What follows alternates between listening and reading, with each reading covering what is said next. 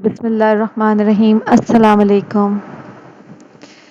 کیسے ہیں آپ سب لوگ؟ میں امید کرتی ہوں کہ آپ سب خیر خیریت سے ہوں گے۔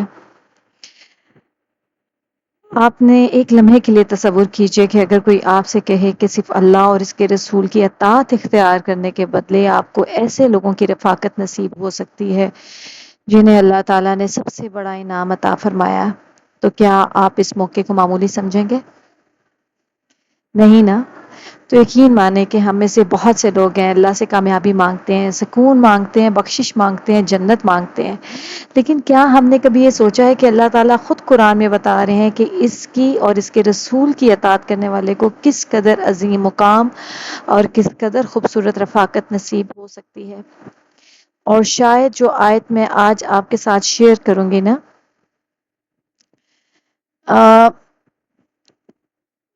حیرت حیران اس کی سب سے بڑی خوبصورت بات یہ ہے کہ اللہ تعالیٰ نے یہاں کسی دنیاوی نعمت کا وعدہ نہیں کیا، بلکہ ایسے لوگوں کی صحبت کا ذکر فرمایا ہے جن میں انبیاء، صدی جو صادقین ہیں، شہداء ہیں، صالحین ہیں، وہ سب شامل ہیں۔ تو آخر وہ کون سا عمل ہے جو ایک عام انسان کو اس عظیم رفاقت تک پہنچا سکتا ہے؟ کیا اللہ کی اطاعت صرف عبادات تک محدود ہے؟ اور ہماری روزمرہ زندگی میں اللہ کی اطاعت کا مطلب کیا ہے؟ آج کی ویڈیو میں ہم اسی سوال کا جواب قرآن کی ایک نہایت خوبصورت آیت کی روشنی میں سمجھنے کی کوشش کریں گے۔ اس لیے ویڈیو کو آخر تک ضرور سنیے گا، کیونکہ ممکن ہے کہ اللہ کی اطاعت کے بارے میں آپ کا تصور آج پہلے سے کئی زیادہ واضح ہو جائے۔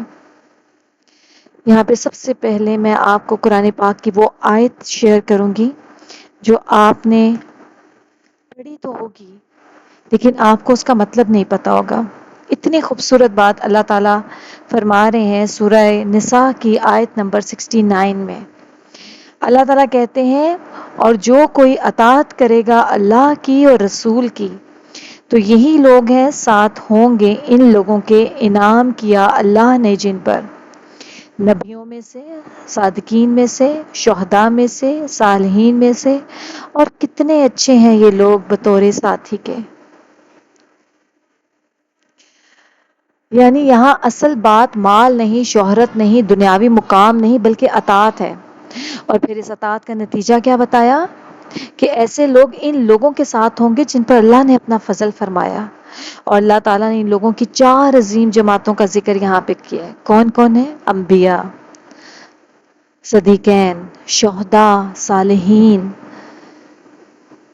ذرا سوچئے کہ ایک انسان کے لیے اس سے بڑی رفاقت اور کیا ہو سکتی ہے کہ وہ ان لوگوں کے ساتھ ہوں جن پر خود اللہ نے انعام فرمایا۔ سبحان اللہ۔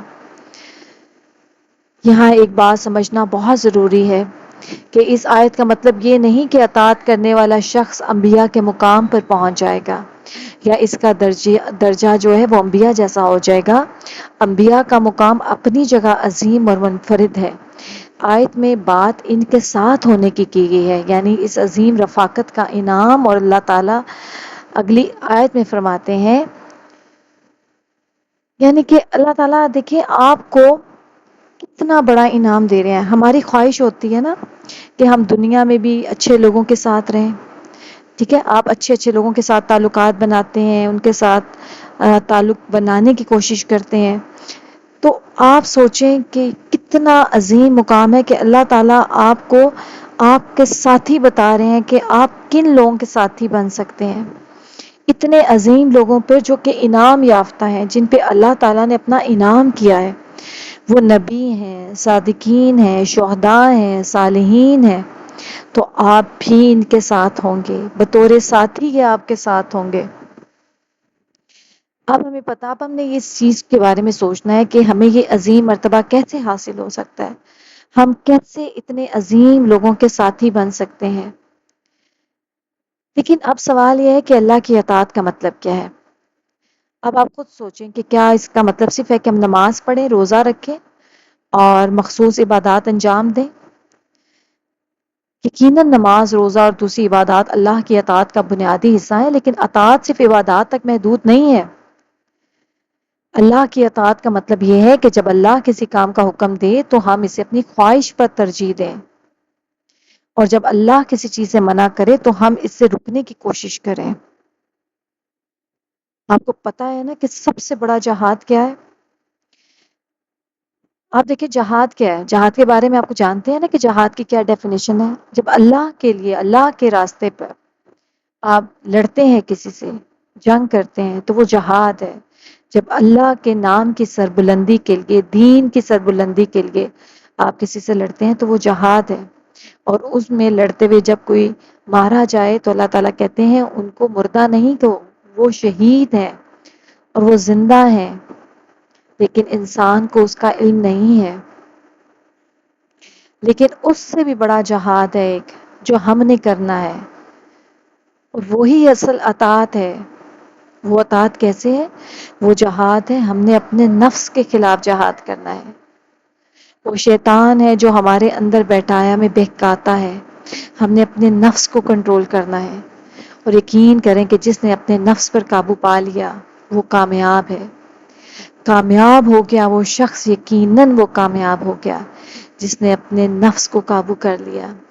یہ وہ جہاد ہے جو سب سے بڑا جہاد ہے، اور آپ نے ہر وقت کرنا ہے۔ ہر وقت آپ نے اپنے نفس کے خلاف لڑنا ہے۔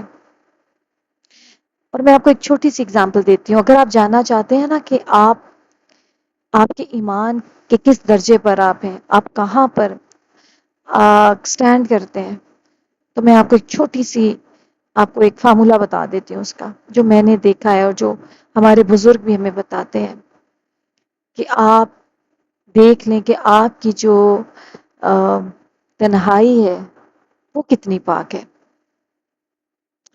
اب یہاں پر آپ نے دیکھنا ہے کہ اگر آپ کی جو سوشل لائف ہے وہ آپ کی تنہائی سے زیادہ پاک ہے، یعنی جب آپ لوگوں کے بیچ میں ہوتے ہیں تو اس وقت آپ بہت شریف اور اچھے انسان ہیں، لیکن آپ کی تنہائی ویسی نہیں ہے جیسے آپ لوگوں کے سامنے ہوتے ہیں، تو پھر یہ یقیناً ریڈ فلیگ ہے۔ لیکن اگر آپ کی تنہائی آپ کی سوشل لائف سے زیادہ پاک ہے تو یقین مانیں پھر آپ اولیاء کے درجے پر ہیں، کیونکہ جس کی تنہائی پاک ہے نا، جس نے اپنے نفس پہ کنٹرول کر لیا، اس نے سب سے بڑا جہاد کیا۔ اور جس نے رسول کی، قرآن مجید میں اللہ تعالیٰ فرماتے ہیں کہ جس نے رسول کی اطاعت کی، اس نے دراصل اللہ کی اطاعت کی۔ یعنی رسول اللہ کی اطاعت، دین کے اندر اللہ کی اطاعت ہی کا حصہ ہے۔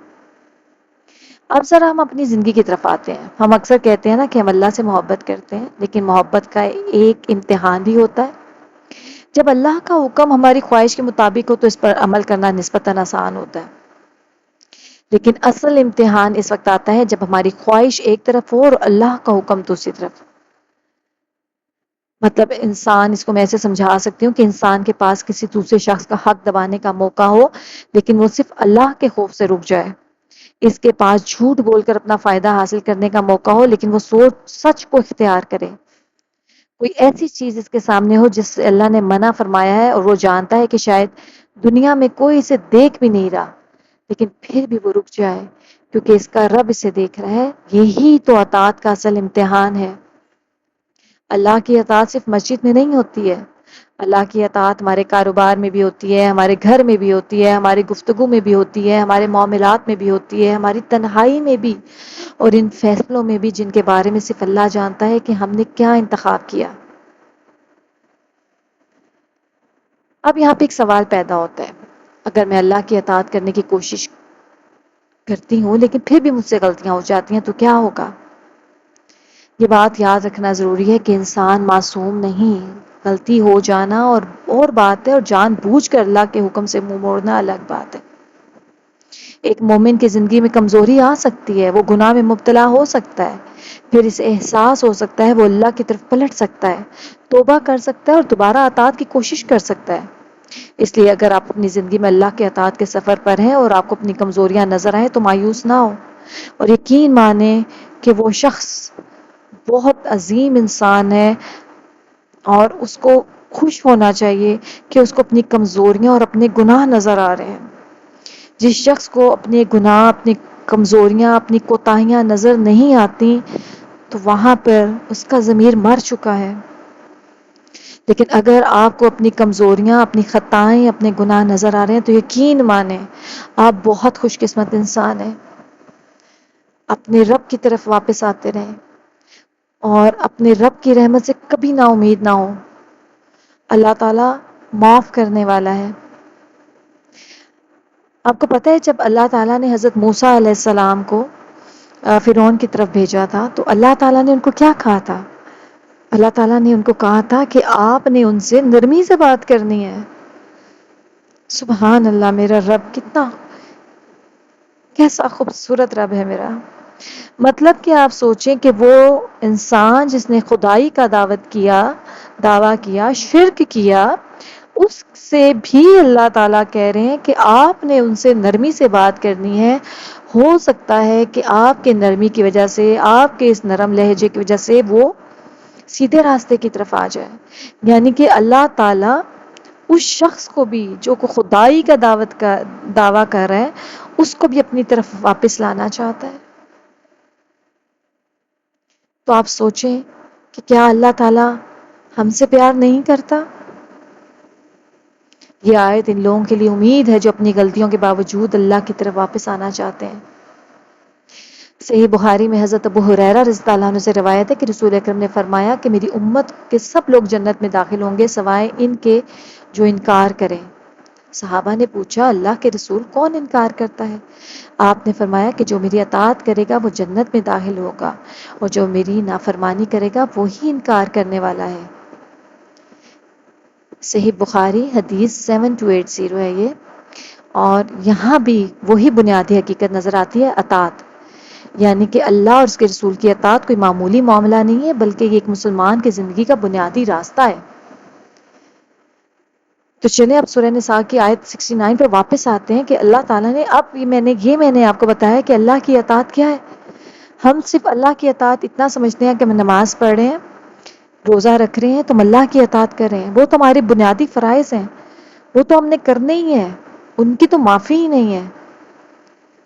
وہ تو آپ کو پسند ہو یا نہ ہو، آپ کا دل کرے یا نہ کرے، آپ نے نماز پڑھنی ہے. لیکن اللہ تعالیٰ نے اطاعت کرنے کے لیے یہ نہیں فرمایا. اللہ نے اطاعت کرنے کا مطلب یہ بھی ہے کہ آپ نے اس کی رضا میں راضی رہنا ہے. اللہ تعالیٰ جو کر رہا ہے بہترین کر رہا ہے، اس پر یقین رکھنا ہے. اور جب آپ اللہ کی اطاعت کریں گے، صرف اللہ پہ توکل کریں گے، اللہ کی اطاعت، رسول کی اطاعت کریں گے تو پھر آپ کو یہ انعام ملے گا. اور کتنا خوبصورت انعام ہے کہ اللہ تعالیٰ آپ کو بہترین ساتھی عطا فرما رہے ہیں جنت میں. آپ کو صحبت کی خوشخبری دی جا رہی ہے کہ آپ 4 طرح کے لوگوں کے ساتھ ہوں گے، نبیوں کے ساتھ، صادقین کے ساتھ، شہداء کے ساتھ، صالحین کے ساتھ. اتنے عظیم لوگوں کی رفاقت آپ کے نصیب میں آئے گی. تو کیا یہ چھوٹی بات ہے؟ اب شاید ہمیں اپنی زندگی کے کچھ معمولی نظر آنے فیصلوں کو نئے انداز سے دیکھنا چاہیے. جب فجر کے وقت نیند ہمیں روک رہی ہے اور ہم اللہ کے حکم کو ترجیح دیتے ہیں، جب کوئی حرام چیز ہمارے سامنے ہو اور ہم اللہ کی خاطر سے چھوڑ دیتے ہیں، جب غصہ آئے اور ہم ظلم کے بجائے اپنے نفس کو قابو کرنے کی کوشش کرتے ہیں، جب ہمارے پاس بدلہ لینے کا موقع ہو لیکن ہم اللہ کی رضا کو ترجیح دیتے ہیں، جب دنیا ہمیں کسی غلط راستے کی طرف کھینچ رہی ہو اور ہم کہتے ہیں نہیں میرے رب نے مجھے اس سے روکا ہے.